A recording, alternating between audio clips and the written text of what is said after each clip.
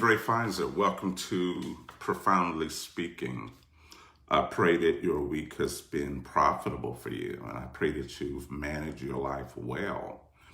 Your spirituality is your stewardship reality. That's your stewardship responsibility. Your spirituality does not belong to the governance of another.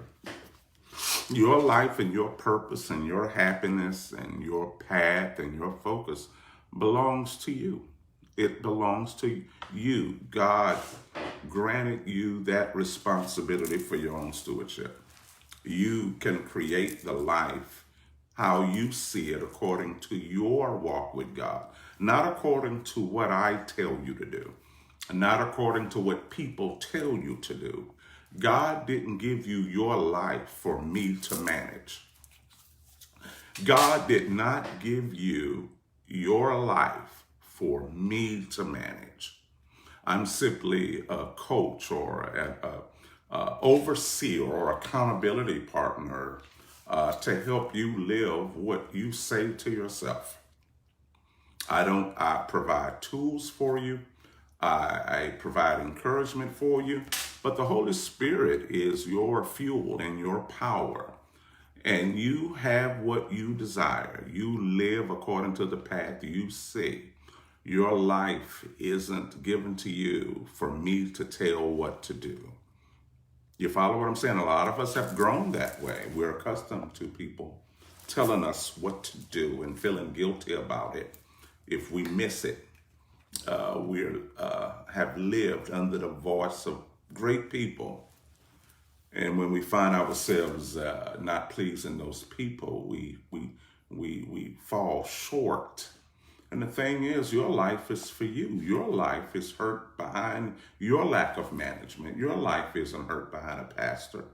Your life isn't hurt behind a leader or a teacher. Your life is suffering behind your management. Now, if you want your life to be happy, manage it effectively and manage it correctly. Manage your purpose. Your purpose is not to follow another's purpose. Your purpose is to manage your fields. You are your own Eden. You are the Eden of God. You are the garden of God. And it is up to you to plant your fields and to plant your crop and to feed from the crop that you plant in your life and feed from it. If you are in poverty, it's because you haven't planted in your field and partaken of your field. You're looking at other people's field. And you have a field, and you have the right to do it. Now, if you don't want the responsibility of planting a harvest in your field, then don't complain about another's field. You are the responsible one here. You are in a responsible kingdom. You're not being forced to live in anything. But all of us were born in the kingdom of God before we were actually born in the earth. All of us are citizens from the culture of God, regardless of what ministry you're part of. Even without ministry, you are to know the protocol and the etiquette of the culture of the sons of God. All of us were born in God before we were born in the earth. We were not born in the culture of Christianity or religion. We were born in the culture of the divine beings. We were born and created in the culture of the mind of God. And it's in your innate power and energy to cultivate this culture or this language or this responsibility in your life in order for fulfillment and happiness to truly come.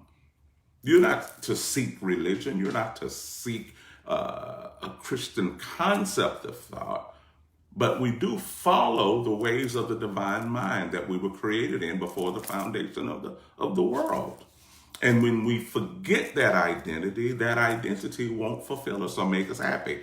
A forgotten identity can't make us happy. Only the identity that we are familiar with until we unlearn what we've learned. And you can't unlearn when you still respect the illusion of what you have learned. Whatever you respect will remain with you. Write that down. If I respect it, it's going to stay with me. If I find something good about it, it's going to stay with me. You see? And all of our gatherings together every week isn't to bring out the faults in our life. After a while, you're not going to want to hear anything. God doesn't need to expose your faults every 7 days. God is really not into speaking to us every 7 days. That's what we do based on the schedule of humanity that we have. But the Holy Spirit speaks to you every day. Your real teacher speaks to you every day. Your real teacher speaks to you every day. Your real coach is speaking to your heart every day. Excuse me. And when I respect the Spirit, he stays. I'm not quenching the Spirit. I'm not just hearing the Spirit and fixing myself. I'm surrendering myself daily and every moment to my Father. I'm surrendering myself to my greatest spiritual consciousness. How many of you are doing that? I'm surrendering myself to my beginnings. I'm surrender. And as I surrender myself to the Spirit, I become perfected in who I am. As I surrender to God, I become perfected in myself. I don't have to perfect myself without surrendering, because sometimes we try to fix ourselves outside of surrendering to the rule of the kingdom because we're afraid of that. When you're afraid of God, you can't follow God. When you're afraid of where God's going to take you, you can't follow it. Now, let me explain something to you. I speak every week and I teach every week, and I pray that you're blessed by it. But your life is not designed to be everywhere I speak about every week. Your life is not designed to be in every subject matter that I speak about. I'm simply speaking from my journey and my walk. I'm not speaking from my thoughts. I'm speaking from my drive.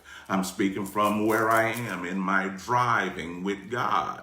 Now, you may not be where I am in my driving, but if you are living truthfully in your testimony, you are somewhere. You are somewhere, and you don't get off the road because you hear me speak a subject matter that you haven't achieved or arrived to. It's my subject matter, but you should connect with the resilience or resonation of the journey. You might not be on the same road as me, but you should feel a kinship resonation of the anointing when I speak.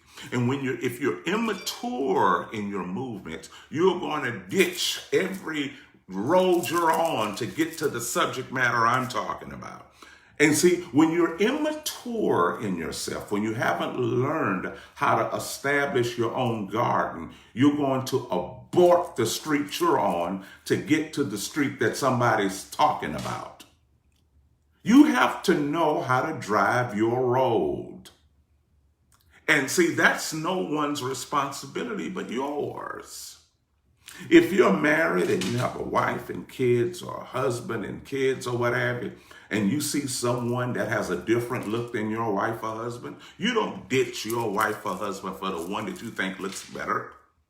You stay with your home. And if you keep switching houses behind the look of the spouse, if you keep quitting families behind how somebody looks, you were never designed to have a family. You are abusing your relationship. And a lot of times, many of us have misused our relationship with God, and we've aborted the street we were on because we didn't like what it looked like.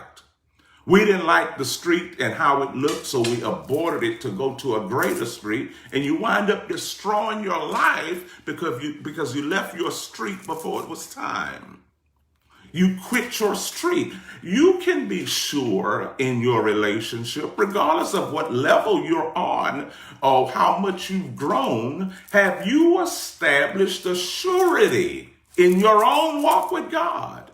Because if you are not sure with your walk, you're going to quit it for something greater, or for something you perceive to be greater. And then when you get there, you find out you don't have the grace to handle the greater that you saw, but you only had the grace to handle the street you were on. Am I making sense? I see my wife on here. Bridget, am I making sense? Dr. Bridget, you see what I'm saying, guys?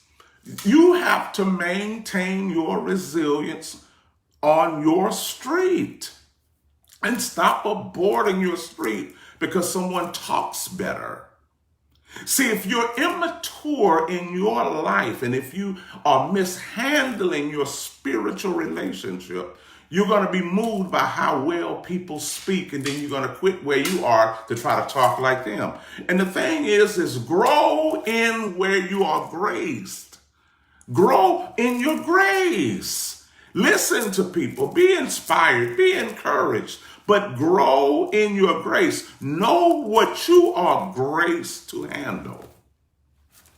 And sometimes we pre-abort and we sabotage our growth in order to sound greater than our grace. Am I making sense, guys? No, love and grow, because you're going to appreciate it more. You're going to appreciate it when you reach a certain dimension in your life and you can look back on how far you've come. You say, you know what? I'm not going to regret my journey. I'm thankful for everything about it because now I can appreciate it, Edna. I can appreciate it, Mary. I can appreciate it because I'm growing in my grace. I'm not trying to sound greater than my pay grade. See, we usually abort and we mishandle spirituality because we take salvation on us instead of transformation within us. We want salvation to be on top of us instead of from within us. And when it's within you, you grow according to the love you have for it. You don't want a guilt-based spirituality where you're busy trying to do what someone tells you to do. But what are you telling you to do? What are you telling you to do in your life? And is your soul listening to your command? Michelle, you say, I wrote this on Facebook the other day. Live your testimony truthfully. Because when you live your testimony, you're not better than anybody else. You're not greater than anybody else. You have become a legitimate witness to you that when you speak, your soul won't call you a liar. One of the greatest powers to have, classmate, one of the greatest powers to have is to speak truthfully and become a legitimate witness in your own life till your soul won't call you a liar for doing so. A lot of times we procrastinate because your soul is calling you a liar. You're planning something and your mind is already telling you, you know you ain't gonna do it. But when you live truthfully, you're not going to hear that slander in your consciousness. Why? Because you are true to your soul. And when your soul is saved, it will let you manifest the desires of your heart. It'll let you manifest the desires of your heart. Because your soul is true. And when your soul is true, you handle your business true. You handle your practical business true. You handle your money true. You pay your bills truthfully. See, you decree over the bills. You don't speak over the bills. You pay the bills. And when you pay the bills, you can speak to the atmosphere, but you can't take a broke consciousness and have control over the universe. You can't control the universe when the loans are controlling you, when the light bill is controlling you. When the lack is controlling you, you can't control the atmosphere when it's controlling you. Am I making sense, guys? Yeah. Your life is your Eden. Be true to it. You plant in your life and make your life effective. It's not God's responsibility to make your Eden respective. He said, I've given you everything out here. Eat everything except that one tree of limitation. Take care and dominate. Do your thing. Go out and do your life. Go ahead and write that on the screen. Do your life. Do it. Do your life. Do your life. You are the garden. You don't paint your garden with other people's pictures. You put your seed in the garden, Mary. You plant what's in you in your garden. You plant what's in you in your fields, and you grow your fields. You grow your life and you gain control of it, because when you have control over your human life, you can speak to the atmosphere. The atmosphere will listen to you. Sometimes the atmosphere is not outside of you, it's within you. It's what's within you that you protect outside of you. When you say they don't like me, they are inside of you. They are not people. They are the things inside of you. They are the thoughts in you that says you're lying. Because you've tried it before. You had lack and irresponsibility and you wanted to go and build a kingdom, and the thoughts in your head, told you you can't. But if you want to destroy the theys in your mind, finish your work. Finish your work. Finish your work, and you would destroy the accusations that come from within. It's not the devil stopping you. It's you stopping you because we're not living truthfully to what we said. Live your testimony. Don't live it just in front of people so they can respect you. Live so your life can respect you. How many of you can say your life loves you? Your life respects you. Jesus' life loved him, that when he spoke, it did what he said because they found no lie in him. Jesus was a miracle worker, not because he was the Son of God. It was because he was the Son of himself. It wasn't just because he was the Son of God. It was because he was a completer and a finisher of his own word. He never spoke what he was not going to do. And because whatever he spoke to do, he did, his life assisted him in creativity. He can do the most insane miracles because he didn't have a voice in him to tell him that he couldn't. How many of you wanted to do the most insane positive thing, but there was a voice in you that said you couldn't, that you were broke, that you wasn't ready, that you wasn't smart enough? See, when you live your truth, your spirit will never tell you that you're dumb. When you live your truth and truthfully, your mind will never tell you that you're slow. Your mind will never remind you that you made an F in school. When your soul loves you, it will be your partner. It will be your encourager. It'll be your motivator and your empowerer. See, your soul knows you better than you. So whenever you look to step out, your soul will say,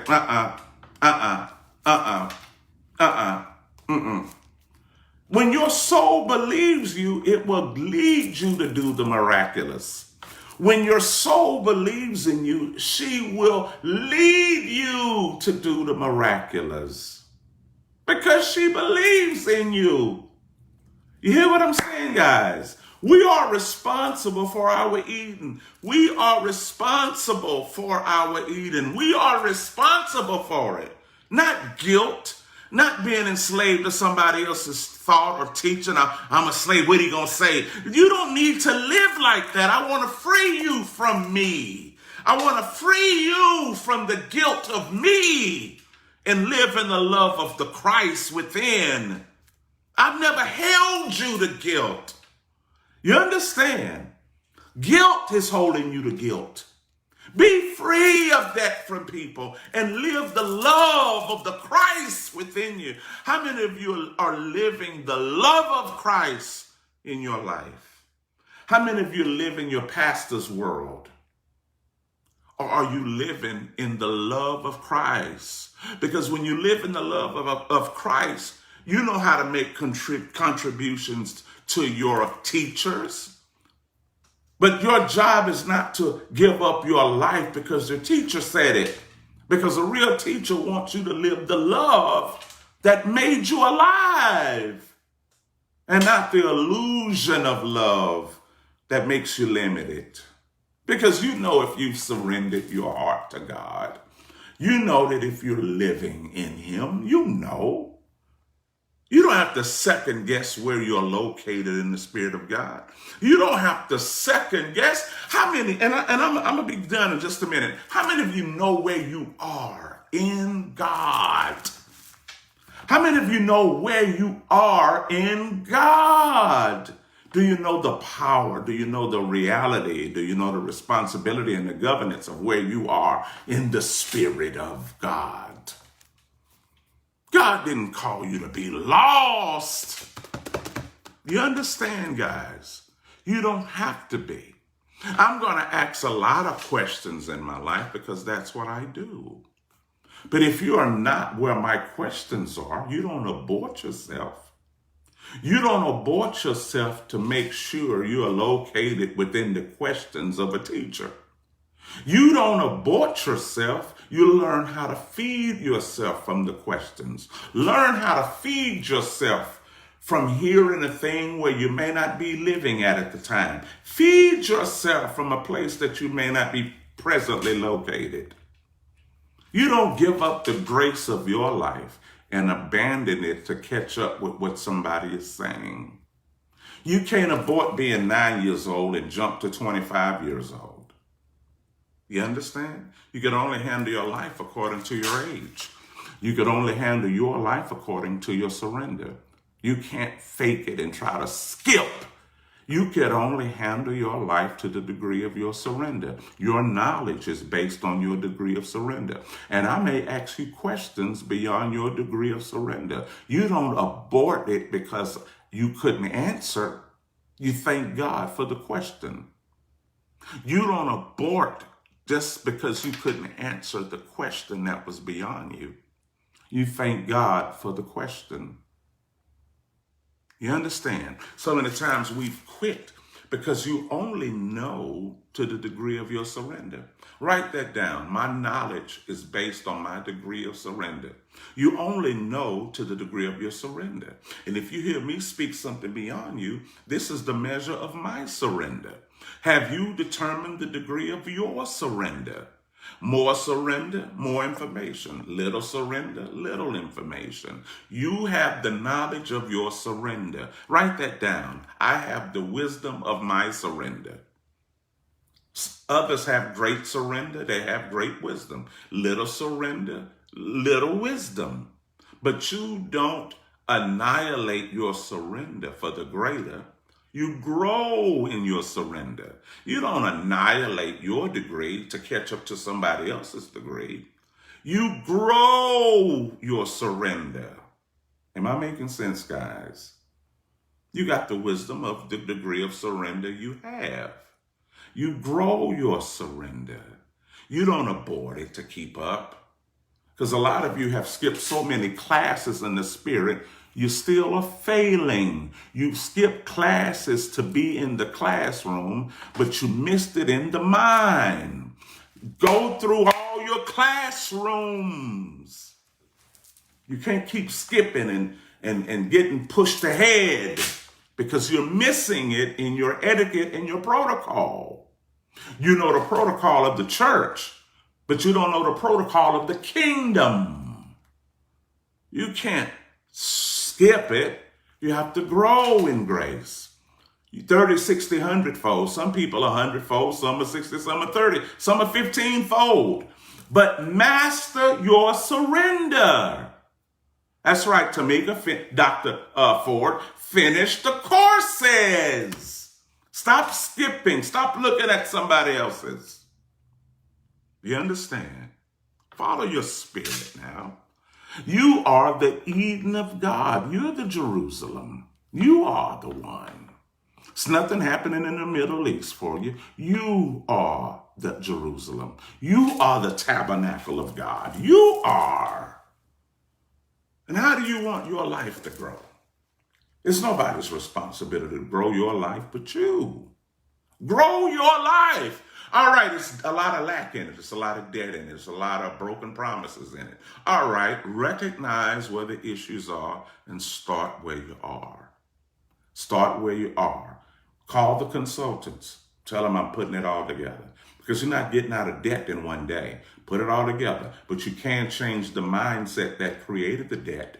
You can change the habits that established the debt. A generational curse sometimes is not a curse on your family. It's a learned behavior that establishes lack. Nobody put the voodoo and the voodoo and everything on your life. The curse that you got to break is a bad habit. The curse you got to break are respectable ideals that lead to destruction. It's ideals that are conveniently used by the family, and it's been used for over time. It's not a curse over your life. It's a bad habit that you've learned that's respected, that you saw mom and them do, that your grandma did, and she passed it down, but because you love grandma, you still used it to respect the heirloom of the family. You want want to stay connected to Big Mama, so you keep doing Big Mama stuff, but you are recreating Big Mama's bad credit and her debt. It's not nothing to be broke over you. It's a new habit you need to embrace over the respected loyalty over your family. You respect what they did. You respect how they did it. In order to stay committed to the family, you are repracticing family practices that reproduce debt. It ain't that you need to learn something. You need to accept the new. You've already learned it. You just won't put it over Big Mama. You just won't use the kingdom over Mama, because you want to stay emotionally connected to Mama. You want to stay emotionally connected to Grandpa. This Grandpa's knife, I ain't gonna never let it go. Sometimes Grandma and Grandpa's old wisdom passed down is like a family heirloom that keeps you relevant in the family. And sometimes you gotta break the family line in order to move in the power of the inheritance of your life. A lot of bad habits got you broke. A lot of ways you saw got you broke that way. And you're not going to get out of debt tonight, but you can get out of the habit today. You can get out of the mindset today. And you can establish a new one. And in time, it will break that poverty off of you. Am I making sense, guys? You can change your mind today. You probably can't change the residue, but you can change the mind that will put a stop to the foolishness. You build your life the way you need to. Am I making sense? I'm Undrai Fizer. If you have my app, Fizer Interglobal, go to the App Store or Google Store and get that app.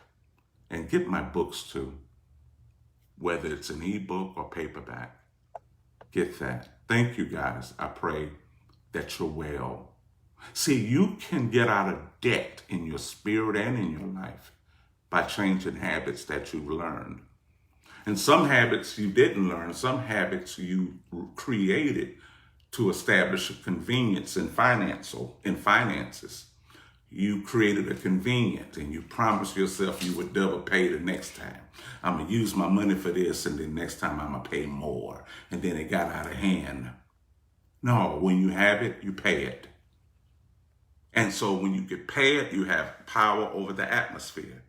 Because you can't have power over the spirit when the FICO score got power over you. When interest rates got power over you, you don't have no power over angels. You can't have power over angels when the FICO score has power over you. You can't have power over countries when the light bill has power over you. Think about that now.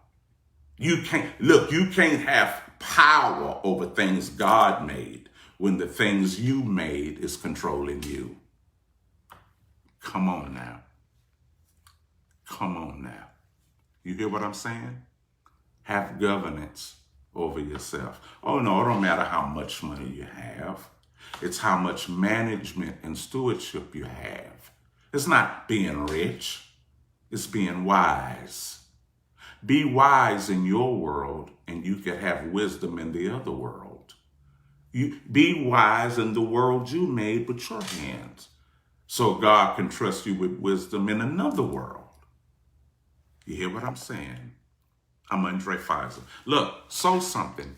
You're not giving charity. You can give whatever amount, $1, $5, $10, $20, $100, whatever. Go to $Coach Fizer and sow a seed in there. It's not a donation. Use the kingdom principle. Invest in the truth. Sow in the truth. And I'm not giving you guilt. If you don't want to give, don't give nothing. I don't need to make you feel funny to do it. Or you can go to the app where it says invest in purpose in the app, and you can sow through PayPal on the app. There is a section that says giving. Well, don't give to that. That's just the model on the app. Go to in the app where it says invest in purpose, and sow through the PayPal through the app. Okay. All right. Thank you. Thank you so much. Thanks for sowing into this ground, because it'll grow. It'll grow. You're just investing in seed from my store that you're going to plant in your ground, because you know what you want in your ground. And if you feel that I had the seed, then sow for the seed and then plant it in your ground, and you're going to get back more than what you gave for the seed. I'm Undrai Fizer. I love you. Hey, we'll be in North Carolina Friday, and we'll be speaking there Saturday in Raleigh, North Carolina, and you'll see the information later this week on the app or on my Facebook. Raleigh, North Carolina, this Saturday. All right. Love you much. Peace.